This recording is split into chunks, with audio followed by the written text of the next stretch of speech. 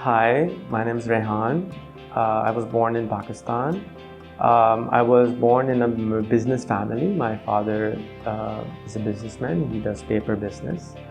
And when I was very young, I remember maybe 8, we started selling candies outside the store.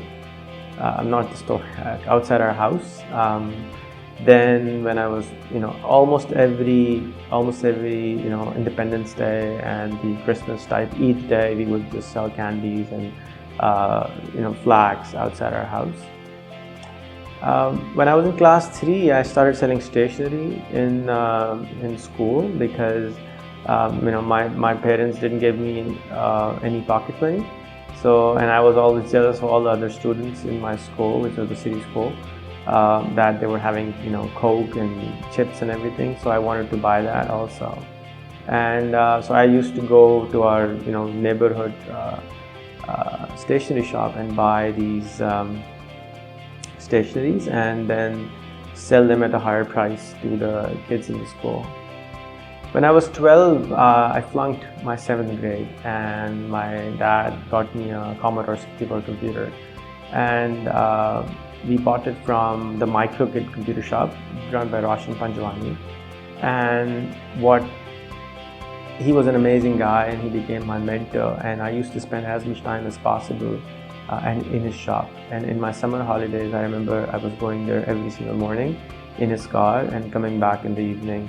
And while I was 13. So while I was 13, I started my first company. First, it was called the R2 Computer Shop. But then it was renamed to Pakistan Computers, and I started selling Commodore 64 games. Then I started releasing Commodore 64 games, and every game had my name before it started. So almost everybody in Pakistan who had a Commodore 64 knew my name, even though I was 14. And it was funny that people used to come at my house and knock and say, I'd like to meet your dad, Mr. Rehan. I'm like, no, that's me. He said, no, I want to meet your dad because he's Mr. Rehan. How can a 14-year-old be Mr. Rehan? So anyways, good times. Then I reached 9th grade and I found good mentors in the form of a company called Computer Clinic. And I used to hang out with them. They were near my house. And these were 4 partners. They were always having fun in their shop. Nasir, Naeem, Rifat, and Rauf. They made a huge impact on my life. And Nasir especially made a lot of, everything was doable in his life. So I made Commodore 64 voice master device, fastload cartridges, Dolphin DOS, and I made these devices, and I really had this passion for made in Pakistan, and I made the boxes with made in Pakistan on it and made it available so that people could buy. I didn't sell any.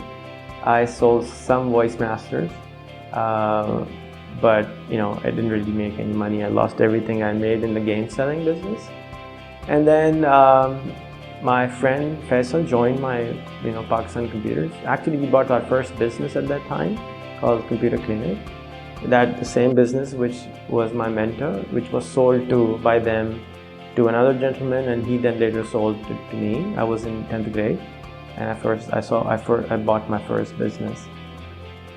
And there I started refurbishing Commodore 64 computers. We made a killing on it. We made a lot of money on selling these refurbished computers. The brand new computers used to sell for 3 months warranty. We started giving 6 months warranty, replacement warranty. We gave more games. We made everything better compared to the brand new computers, and we were selling a lot of these computers. And then I went into refurbishing PCs. Then when I was making devices, I thought, nobody else is making devices as an OEM or as a company. Why don't I start that? So I started a soldering company. And the soldering company was assembling devices. That is when I was 20 by now. So I had Pakistan Computers, Computer Clinic, soldering company, and then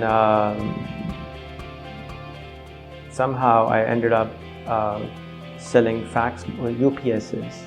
and I went to the Trade Development Authority of Pakistan, and for some reason, Mr. Shahid sent me to Russia, to Turkmenistan with the Prime Minister of Pakistan, and then later next year I went to Australia selling the same UPSs.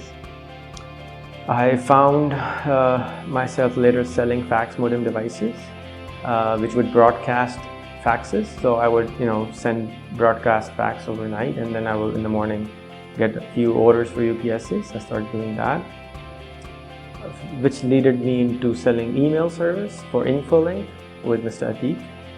And later I took franchise for BrainNet, and I started selling BrainNet email services in Pakistan.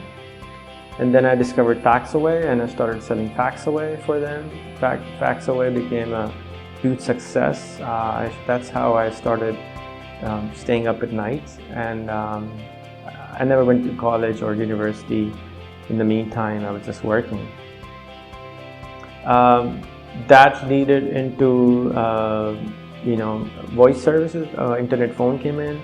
I met Suzanne, and we started talking over the internet. Then in '97, I made a website for them as the first technology partner company from Pakistan to the US, and I made the first Florida website for any school in the US, in Florida, which was Carver Middle School in Century, Florida, and we got hugely published in Pensacola News Journal and everything. And we started an exchange program of talking via email, and Suzanne later came to my wedding in Pakistan. Then I got distribution of Symantec. I sold those. Internet came in and started buying websites.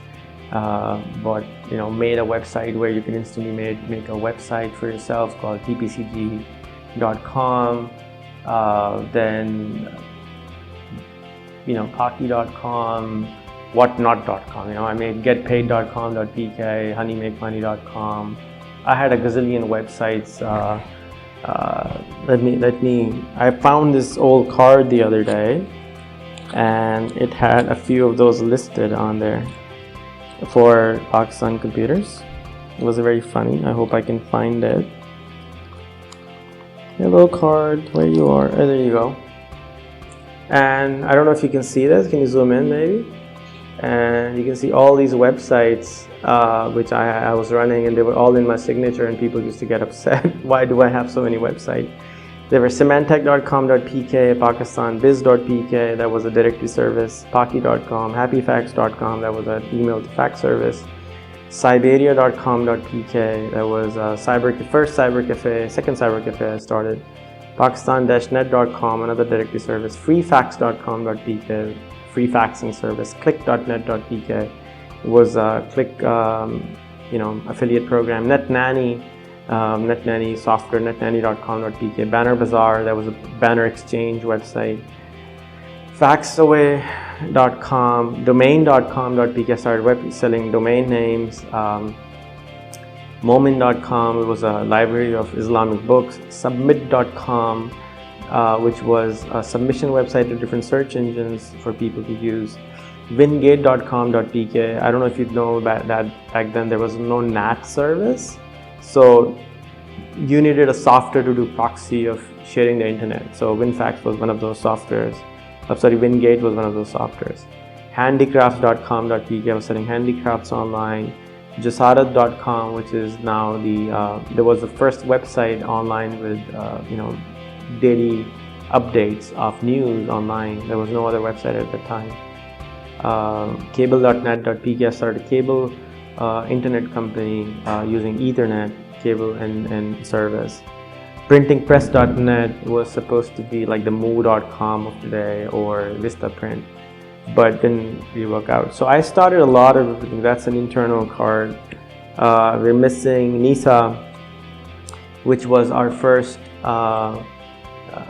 online web-based email service. And then we have, I was distributor for Netscape, I was distributor for ValueClick. I was doing ValueClick service, which was an affiliate program.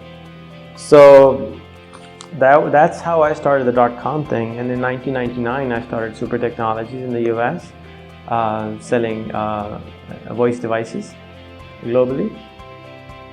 Then I made virtualphoneline.com in year 2000, and I made the first box ever in the world which could receive a international number on a box over dial-up internet. So I sold a lot of those.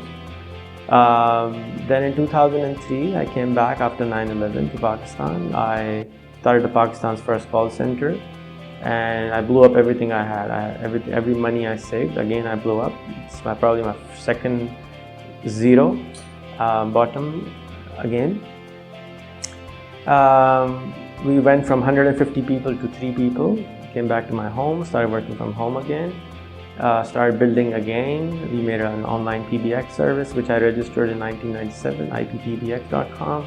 Started making a Vonage type service, and then we wanted phone numbers, so we made didx.net, which is supposedly it was a platform for where sellers of numbers can sell numbers to other phone companies like us. And it didn't work out initially, but then we changed the model and made business out of it. We were like, okay, we won't do it for free, but we will charge you for this service, and it started picking up.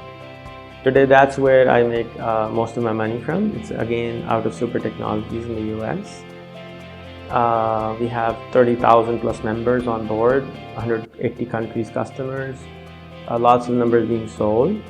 4 years ago, in around 2011, I decided that I don't want to work anymore for all this, and I wanted to have a mission of my life that I want to see if I can eliminate poverty as a big challenge, because I found that poverty was a big problem everywhere.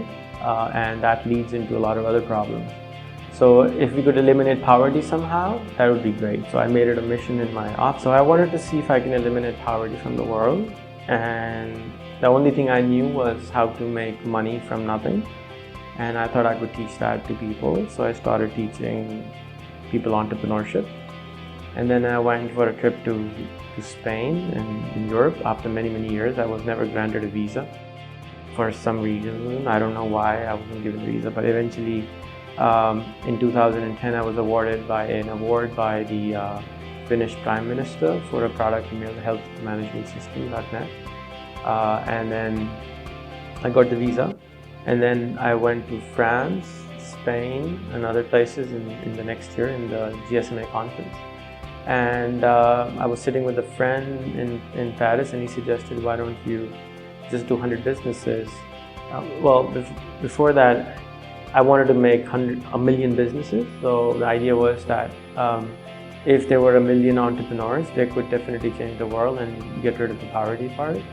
So my friend suggested that if we make 100 businesses 10,000 times, that's 1 million business. So why don't we focus on that? So we started focusing on that, and we created 100 different websites, 100 different ideas to start aggregating all the information related to that business, so that eventually we can start those businesses. So we started doing that.